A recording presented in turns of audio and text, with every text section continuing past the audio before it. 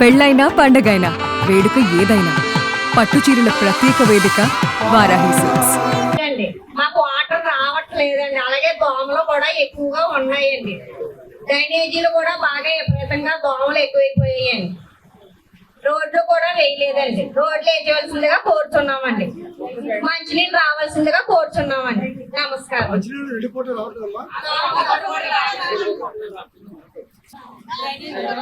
Drainage గురించేనండి చేస్తున్నారు, కానీ అవి పట్టుకెళ్ళట్లేదండి. మళ్ళీ మేమే వాళ్ళకి కంప్లైంట్ చేయవలసి వస్తుంది.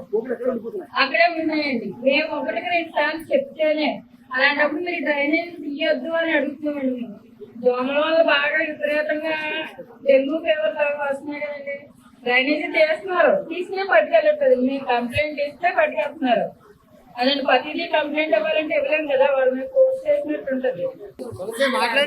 ఏంటి అట్లా మంచినీళ్ళు కూడా చాలా ఇబ్బంది పడిపోతున్నాయి. మంచినీళ్ళకి ఇబ్బంది పడిపోతున్నాయి. నీళ్ళు కూడా రావట్లేదండి.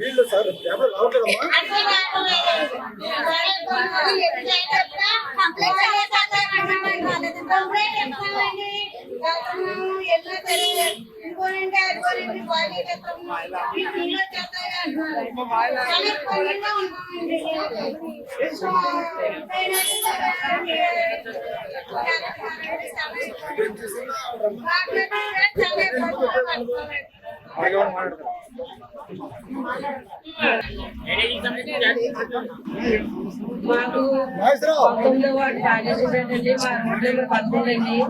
మా రోడ్డుకి అయితే ఉదయం సాయంత్రం కాదు, కరెంట్ పోయినప్పుడు వచ్చేయండి. అసలు డ్రైనేజ్ సమస్య బాగా ఉందండి.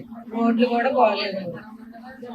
ఏంటి ప్రధాన కారణం ఏంటంటే డ్రైనేజీల వల్ల దోమ సమస్య బాగా ఎక్కువగా ఉందండి. మాకు ఫస్ట్ నీళ్ళు వస్తే చాలండి. రోజు టిన్నులు తెచ్చుకోవాలంటే మాకు అవ్వట్లేదండి. రోజుకి ఎన్ని టిన్నులు తెచ్చుకుంటాం, నీళ్ళు రాలేండి.